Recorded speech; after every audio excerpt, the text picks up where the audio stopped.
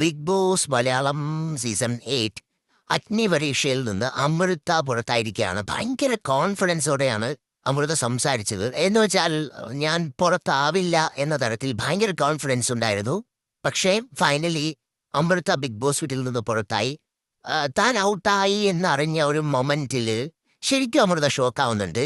അമൃതയുടെ കണ്ണിൽ നിന്ന് കണ്ണുനീര് നന്നായിട്ട് വരുന്നുണ്ട്. ഒട്ടും പ്രതീക്ഷിച്ചിട്ടില്ല. ആൾ ഭയങ്കര ഇമോഷണലായി.